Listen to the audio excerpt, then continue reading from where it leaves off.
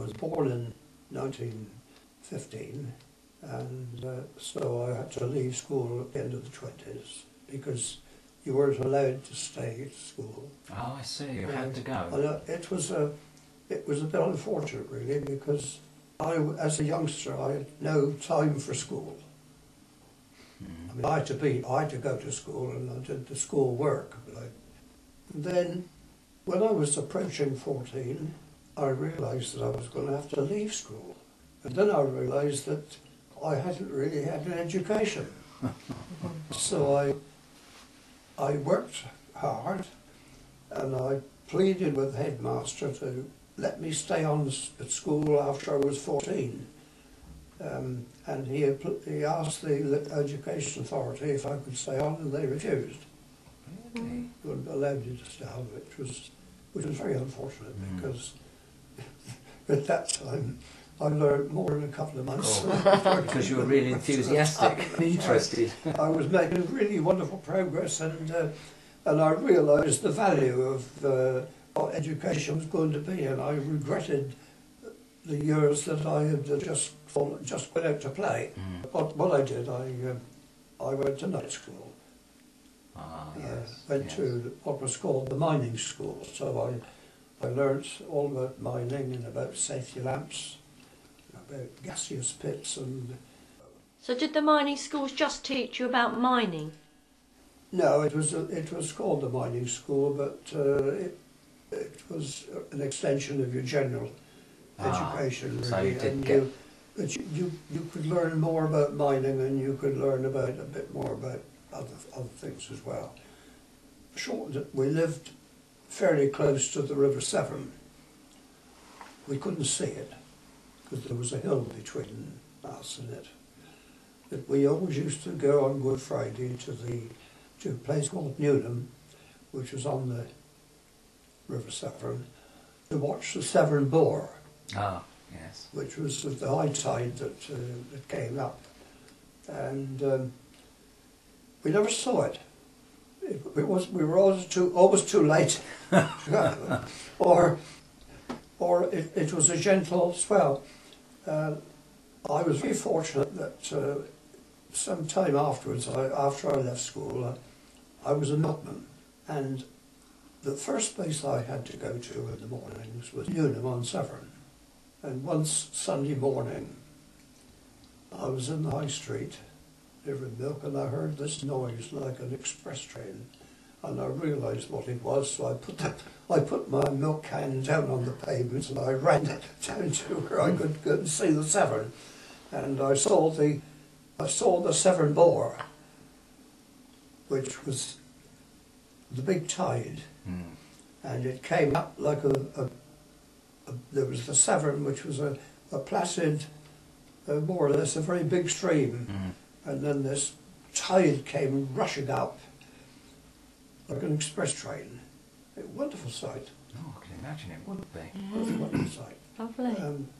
Other times when I've been there and seen it, it's come just gently rose up, but that time it was real. It was a really record high. Yes, we lived adjacent to a town called Cinderford. It was about between 2 and 3 miles away, and to get there you had to walk up a very steep hill called the Devil, and then through the wood. As I say, it was about 3 miles if you wanted to get to cinema. But then, of course, when I was working as a barber, and in the winter when I was going home, of course I'd be going home in the dark, and so I'd be walking, and I would the light I had, which you might not believe this, a candle in a jam jar. Yes, it's a wonderful light to walk by. And what I used to do was take it with me in the morning and put it down at the foot of a tree, and then pick it up On your way back in on the the way evening. back, light the candle, and a string hold, and it gave a light all the way round. Ah, yes, And yes. it was you know, it sounds funny, but No. it was a very, Very very good light. And effective. of course, the wind couldn't blow it out. No. Did of most course people not. do that, Ralph, then? Was that Oh, it the... wasn't. Oh, it was fairly common. Right. Fairly common, that. Because it gave a very good light, it was reliable, a candle never went out. My first job when I left school, as I was telling you, was on the milk road, where I had to carry a 3-gallon can of oat milk from the lorry and dole it out to the To customers. the customers. We had a pint and a half pint measure inside the can, and I remember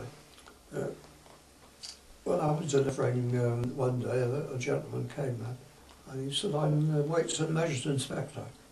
He said, "I've come to see that you're serving the right amount."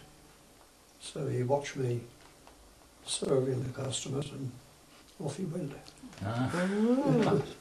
So how long were you a milkman before you went to your barber? Well, I left school at apprenticeship? 14, and I think I'd worked for about 3 years, and I mean that wasn't a career. That was just a job. Just a job, yes. I used to go in the morning to the farm, and my boss had a van, and he would load up the big churns Big of churns, of milk.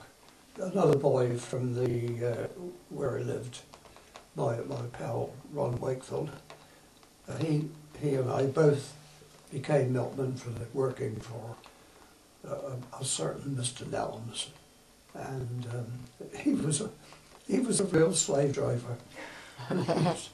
He used to curse and swear at us. Really? Yes, he used to call us lazy. And I told my mother. So we drove up to Cinderford one morning, because that's where we started. And my mother was waiting, Oh, really? and she gave him what for. Was he different after that? Yes. Oh, I got 8 shillings a week. Oh, I used to hand it all over to Mum. It was, we used to go to the Saturday afternoon matinee. It was tuppence, very young, for then. It was because it was all youngsters. Ah, And yes. of course, let's say, my favourite actor was a cowboy, Hoop Gibson, 1924, I think it was. Yes, we moved to Wales, and so first thing, of course, was Sunday. We found the local chapel, which was a sect called the Plymouth Brethren. I've heard of them, yes. And we went there, and strange enough, they were looking for an organist. Oh, no. And so my mother was up the cart, and then used to get soloists come to chapel, you see. Oh, yes. And they would come and they would put their music down in front of her, and that was it. She'd have to then say, So she could read the music. She'd have to read the That- music that and is play. very Oh, clever. she must have been very That's Very good. clever. Brother, he wasn't interested. He's not interested in music. Not at all. No, we're quite different. Ah, what a Different. pity. Oh well, he is most of his working life. He worked for Arthur Rank Oh, yes. in the factory at Mitchell Gosh. where they did manufacturing and testing and lots of cameras. Oh, so it was to do with the And cameras. he worked for them, and he also worked for the Gloucester Aircraft Company. Oh, yes, Costers, yeah, I remember them. Yeah. So he stayed in the area the whole of his life? He stayed in the area. He worked, as I say, he worked for the Gloucester Aircraft Company, and then eventually he moved to Swindon, and he worked for the. And then he went back to... And then he went back, and so he lives at Cinderford. I always think of it as home. Yes, that's what I noticed. Well, that's what you said before. So I noticed that you've always felt that that was where your I home always think of my was. roots. That's where Yeah, where my roots are. Yeah. And of course, I keep going back.